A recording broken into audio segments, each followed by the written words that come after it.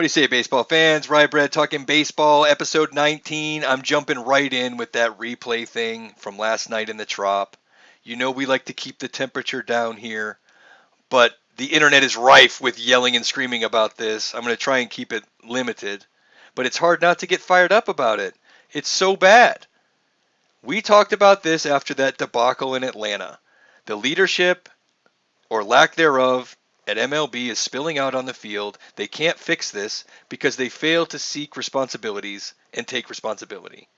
When you're in charge, you have to find out what's wrong, own it, and fix it. And the negative institutional memory at MLB has passed the buck on this and buried it so long that it's a mess. It's really bad. And I've come to the conclusion that the only reason it can be this bad is if they're trying to scrap it. The umpires are absolutely trying to tank it so that it goes away altogether. That's the only explanation I can have at this point, because last night I'm watching the game with my wife, who casually watches it and is chatting with her friends or whatever online. She's not really into it. She's from Daco Island, Philippines. They don't play a lot of baseball there, but she watches it because she's a sweetheart. It took her one try on replay to get it right. She looked up, oh, it's safe. One try, that easy. It's not hard. And the guys in New York fumble around with it for 3.5, 4 minutes and then get it wrong. And then I laughed. And then I cried. Because my goodness, man, it's that bad now that my wife, who has at best a passing interest in baseball, can get it right in 1 second.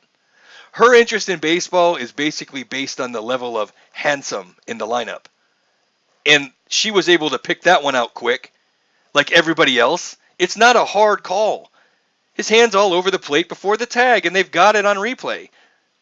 But they won't show up their guy or something. The umpire ego is out of control. It's beyond anything you can do about it.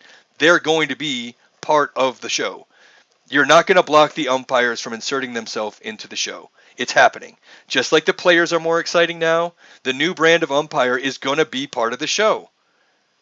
If you don't like that, it's just like having to come to grips with the bat flips and all the other stuff. It's going to be part of it, I think, because these umpires are also the new generation.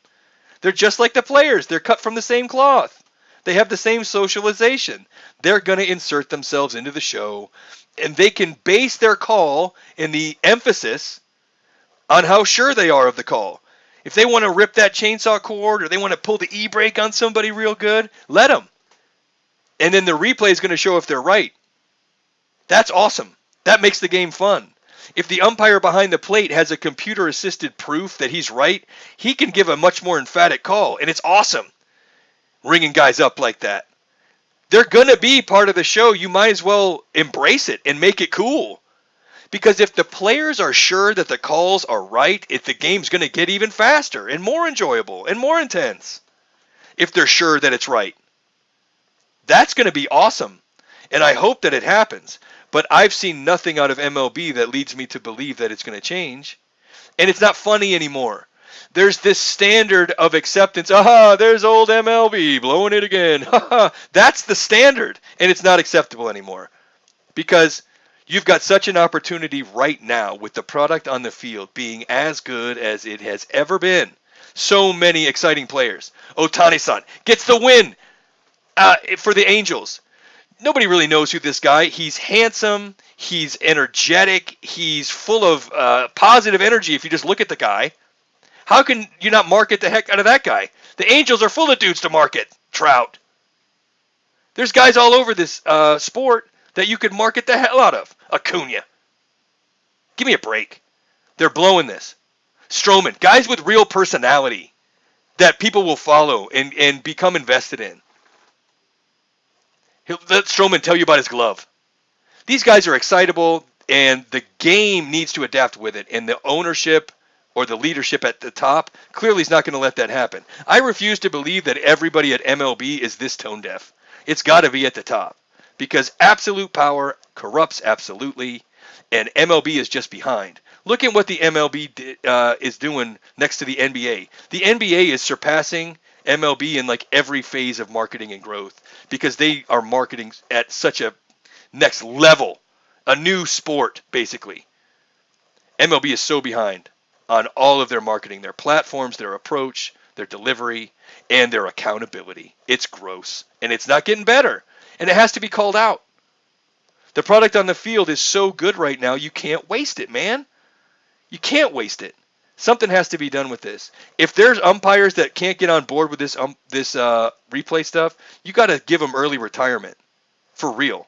Get on board or get out. It's there. You keep the umpire in the game. It's seamless. It's just he has the tools. It's nothing to be afraid of. Use the tools. He can call the balls and strikes. He's still going to be there. You can't leave it to chance that the technology is going to do it every time. He's still going to be there just in case. And it's going to look exactly the same and feel exactly the same, except it's going to be right. Get it right. I'm just over it, man. If you cannot correct your colleague, look in the mirror to find the poor employee. We've been over that.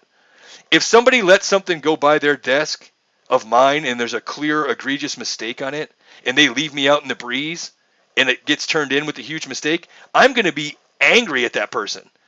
How can you not pick up for your boy there? Now his backside's in the breeze.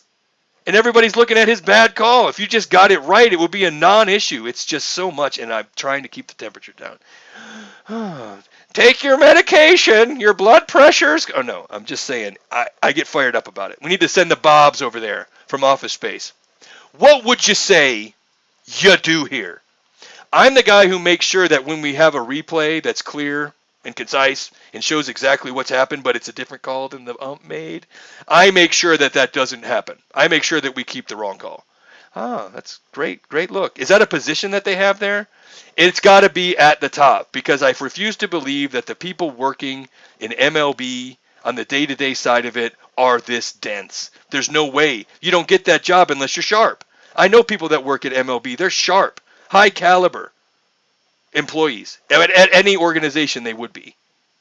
And to see it just manifest this way is such a bad look for baseball. And they're just blowing this great opportunity with this great start to the season that they have. They need to jump on it, but they're burying it. They're kicking it while it's down. And hopefully some kind of accountability comes out of this. Some. But I'm not holding my breath. So let's get over to the baseball. The Phillies keep pitching and hitting. Rhys Hoskins. Whew.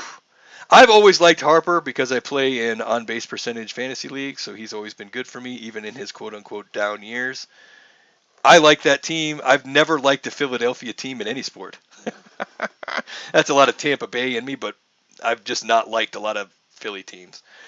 Except for now, this team's growing on me. They really pitch. The Zach connection. Zach Wheeler was fantastic last night. They've got Eflin off to a great start. Phillies are tough. I haven't spent much time in the NL East because it just looks kind of messy. I just don't really have a feel for it. But we'll see the Mets and the Red Sox, two big brands facing off. You don't always see that. I'm going to check that game out. The Angels did what they had to do. But you have to notice, Ohtani got the win. Ohtani is as marketable a player as we have. The guy's getting a W on the mound, and he's hitting the cover off the baseball. He's a fantastic player, next-level talent, a handsome guy with a bright smile and what appears to be a really positive attitude. How are we not marketing the hell out of this guy?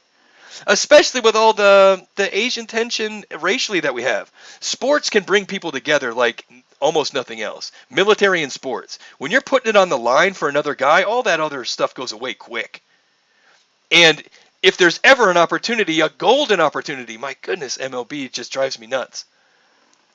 Why are we not just postering this guy everywhere?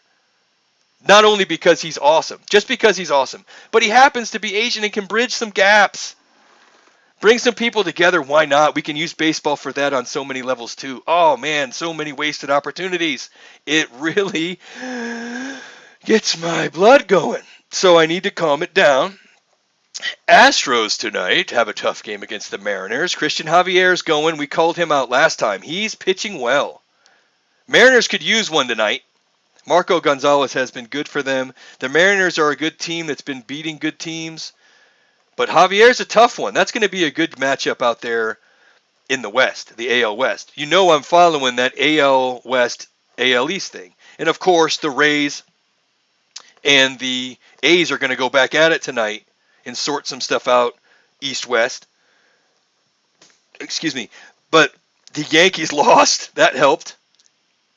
Boston didn't play in the Yankees loss, so the Rays drop in that game didn't move too much of the needle in the AL East. But tonight, everybody's back on the docket. And like I said, we're checking in on that Red Sox Mets just to see how it shakes out.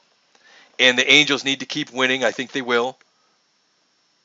And the Astros are getting hot and they're dangerous. The Astros are hot and they're building and it's dangerous. So the Mariners need to put one together today. I'm also looking out at Paddock. That NL West is not that confusing. You know who the three teams are at the top? The Giants are in first place with the Dodgers right now. I got a shout out to the infamous Birdman of Itaewon, pointing out to me that, hey man, the Giants are in first place out there in the West. Don't forget about the Giants. And it's true. But we're going to check in on them against Colorado. They pounded Colorado last night, and look out, the Giants are the team in first place. Longo keeps hitting. Longo is a great dude. If Tampa Bay fans know that Longo, even on the field, in public, whatever, Longo's an ace. He's awesome.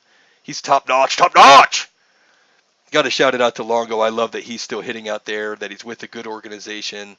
That's just a good story. And the Giants keep winning. So nobody's talking about the Giants, but they're the ones that are in first place. Everybody's talking about the Padres because they're flashy. And speaking of flashy, I'm checking on Paddock tonight. Paddock's been getting a tough run from those Padre fans. So he looks the part. We'll see if he can produce against a pretty weak Arizona lineup. I'm watching to see what happens with Paddock tonight. The rest of the West should win, right? LA has Bueller. Hosting the Reds. Reds got a big win against the Dodgers last night. I expect the Dodgers repay the favor. And then before we go, I just got to say, last night's debacle doesn't take away from how good the product is on the field in MLB. I don't want this to come across as negative. I know that it did. I kind of shot from the hip today a little bit. I don't want it to be negative. The play on the field is so good right now, but MLB is really holding back what could be so good, and I just don't want it to come across as negative. It's just a frustration. So get at me on Twitter at rybread0844. If you want a steak or a great bottle of wine, Bascom's Chop House, Clearwater, Florida. It's the best steakhouse in the city. Get at them. Tell them I sent you. You won't regret it.